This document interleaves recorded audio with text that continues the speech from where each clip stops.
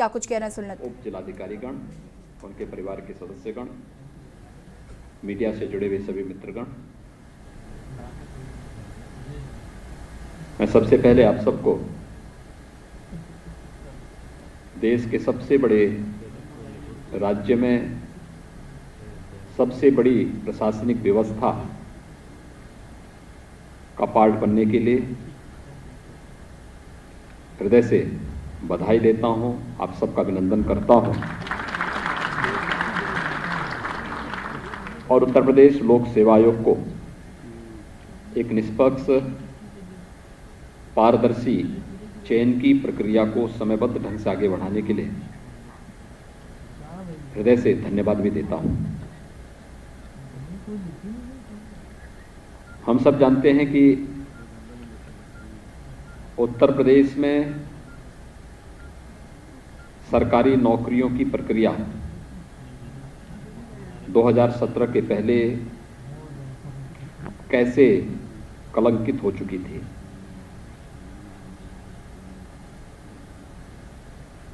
भाई भतीजावाद, जातिवाद, भ्रष्टाचार इस कदर पहुंच गया था कि इस माननीय न्यायालय को उन सभी प्रक्रियाओं की सीबीआई जांच करने के भी आदेश देने पड़े थे और उसमें बहुत सारी जांचें न्यायालय के आदेश पर सीबीआई जिसमें अभी भी जांच कर रही है। ये वास्तव में प्रदेश की युवाओं के जीवन के साथ, उनकी प्रतिभा के साथ न केवल खिलवाड़ था बल्कि उन्हें कुंठित करने के कुत्सित मंशा के तहत पिछली सरकारों के द्वारा की गई शरारत का भुक्तभोगी उत्तर प्रदेश का युवा होता था। पिछले 4-4.25 वर्ष के दौरान हम सब ने आदरणीय प्रधानमंत्री जी के प्रेरणा और उनके मार्गदर्शन में शासकीय नौकरियों को पूरी निष्पक्ष और पारदर्शी तरीके से संपादित करने के लिए आयोग और बोर्डों के माध्यम से जो प्रक्रिया आगे बढ़ती है उसे व्यवस्थित रूप से आगे बढ़ाया और आज मुझे बताते हुए प्रसन्नता है कि जो ये बोर्ड और आयोग अव्यवस्था, भ्रष्टाचार, भाई भतीजावाद के अड्डे बन चुके थे और उसके कारण अनिर्णय की स्थिति पैदा हो गई थी। इस जड़ता को दूर करते हुए प्रक्रिया में तेजी लाने, निष्पक्षता लाने, शुचिता और पारदर्शिता पूर्ण तरीके से इस नियुक्ति की प्रक्रिया को आगे बढ़ाने के परिणाम बहुत अच्छे ढंग से सामने आ रहे हैं। एक भी नियुक्ति उत्तर प्रदेश की आज के दिन पर हम लोग विगत 4.25 वर्ष के दौरान 4.5 लाख के आसपास सरकारी नौकरियों में प्रदेश के नौजवानों को नियुक्ति पत्र दे चुके हैं और कोई भी हमारी चयन की प्रक्रिया न्यायालय में लंबित नहीं है।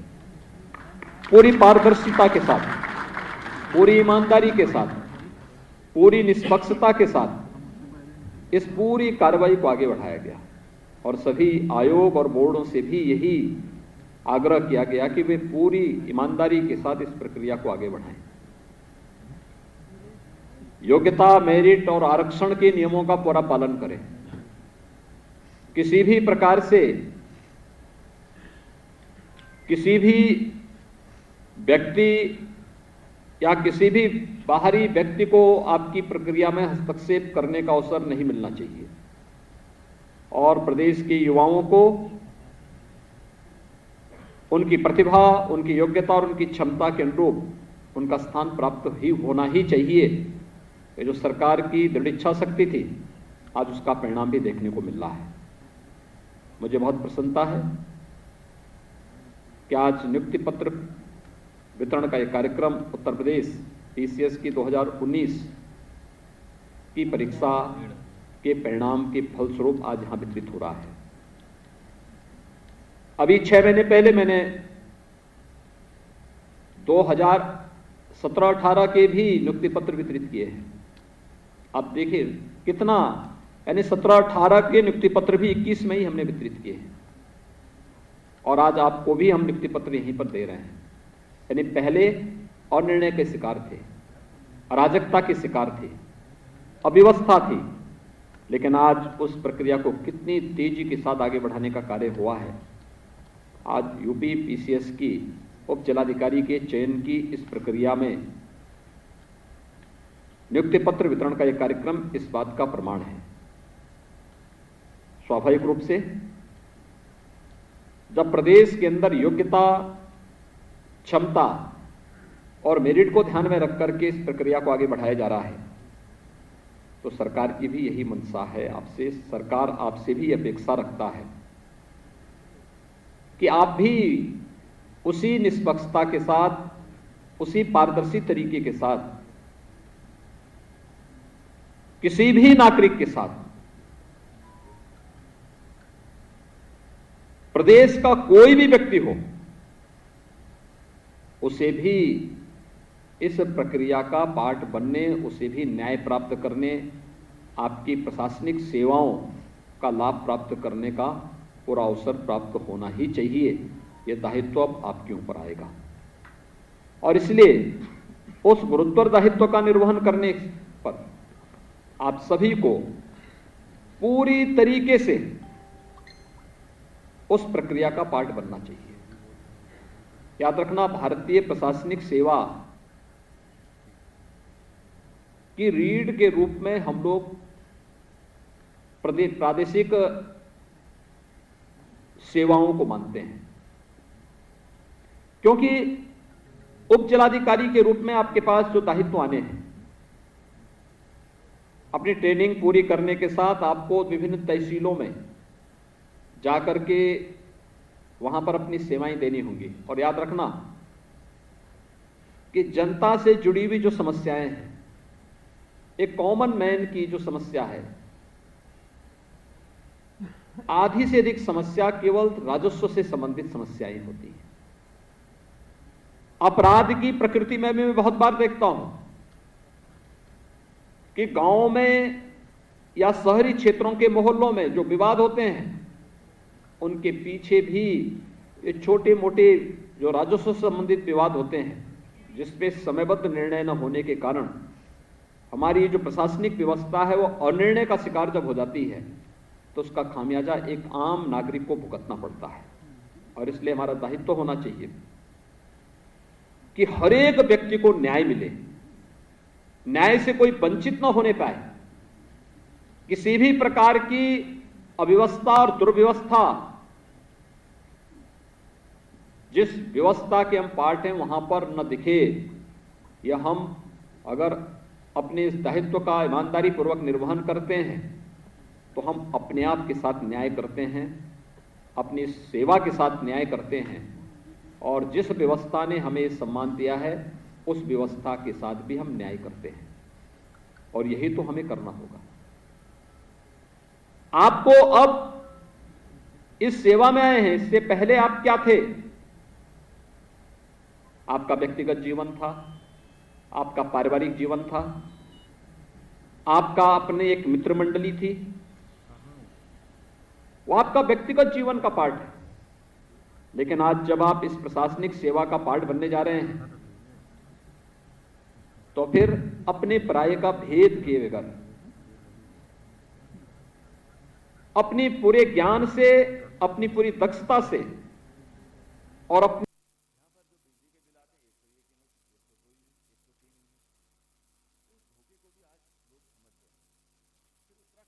ने कार्यक्रम में डिप्टी सीएम दिनेश शर्मा भी रहे मौजूद। 50 नवनियुक्त जिलाधिकारियों को नियुक्ति पत्र बांटे जा रहे हैं। उन्होंने कहा नियुक्तियों में भाई भतीजावाद को खत्म किया गया है। पीसीएस के बहुत सारे अधिकारियों को सचिव और कमिश्नर स्तर तक की सेवा करने का अवसर प्राप्त हो जाता है, और मुझे लगता है कि हम देखते हैं वहां तक पहुंचते पहुंचते अंत में बहुत कम लोग रह पाते हैं। कुछ लोग अपनी आयु सीमा के कारण, कुछ लोग समयबद्ध ढंग से जैसे ही आगे बढ़ते हैं, किसी न किसी भ्रष्टाचार की चपेट में आकर के और समय उस व्यवस्था से दरकिनार कर दिए जाते हैं। और फिर एक समय जिन लोगों ने शुरू में अपने आप को ध्यान नहीं दिया, पहले दिन से ध्यान नहीं दिया,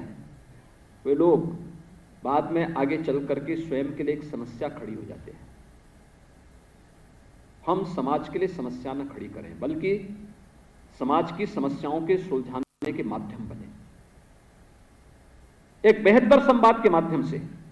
हमें इस प्रक्रिया को आगे बढ़ाना होगा। मैं अक्सर देखता हूं,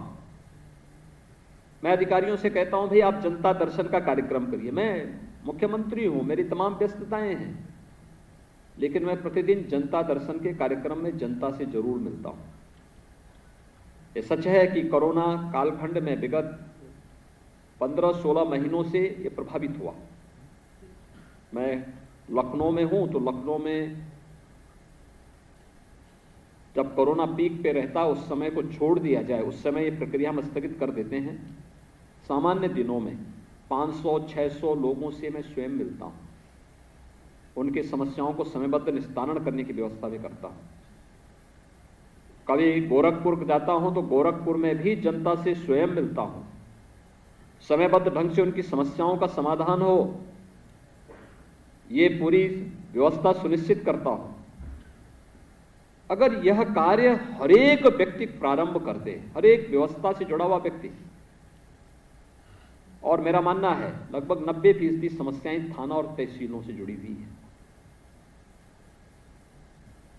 तहसील की प्रक्रिया को पूरी तरह पारदर्शी हम कर लें, तकनीक का उपयोग कर लें, क्योंकि इसमें जो ज्यादातर लोग आए हैं वे टेक्नोक्रेट ज्यादा है, और उनका दिमाग जाना चाहिए कि हम कैसे तकनीक से आच्छादित करके अपनी तहसील की प्रक्रिया को, या बाद में एक एडीएम के रूप में आपको काम करना पड़ेगा। एडीएम की प्रक्रिया के उस व्यवस्था के साथ आप जुड़ेंगे तो जिस व्यवस्था का दायित्व आपको दिया जाएगा, उस समय भी आपको देखना होगा कि तकनीक से हम आच्छादित कैसे कर सकते हैं, कैसे हम तकनीक इसमें ज्यादा से ज्यादा अपना करके अधिक से अधिक लोगों को उससे जोड़ सकें, और पूरी तरह पारदर्शी व्यवस्था का पाठ हम कैसे बना दें। याद रखना, जो व्यक्ति आज गलत काम कर रहा है, कुछ महीनों के बाद या कुछ वर्षों के बाद वो गलत काम का भंडाफोड़ सामने आने लगता है, और जब उस चीजें सामने आती हैं तो फिर एक नई जांच की प्रक्रिया शुरू हो जाती है उसके खिलाफ, और फिर प्रमोशन से डिमोशन, फिर उसके बाद बर्खास्तगी तक ये पूरी प्रक्रिया आगे बढ़ जाती है। हमारा प्रयास होना चाहिए कि पहले दिन से हम इस प्रक्रिया को प्रारंभ करें, तकनीक का अधिक से अधिक उपयोग करने का प्रयास करें। हर एक व्यक्ति को केवल बोलने से नहीं, बल्कि वह जब हमारे पास आए तो उसको लगना चाहिए कि हां, मुझे न्याय मिल गया है। अगर हर एक स्तर का अधिकारी समयबद्ध ढंग से जनता की सुनवाई करने लग जाए और समयबद्ध ढंग से उसे न्याय देना प्रारंभ कर दे, तो जनता बड़ी संख्या में यहां वहां जाकर के अपना समय और अपने पैसे को बर्बाद नहीं करेगी। वो अपना समय का उपयोग बेहतर तरीके से आगे किसी अन्य कार्य के साथ कर सकती है, लेकिन यह हम सब पर निर्भर करता है कि कैसे हम इस चीज को, इसके साथ अपने आप को जोड़ सकें। और यहां पर सीएम ने डिप्टी कलेक्टर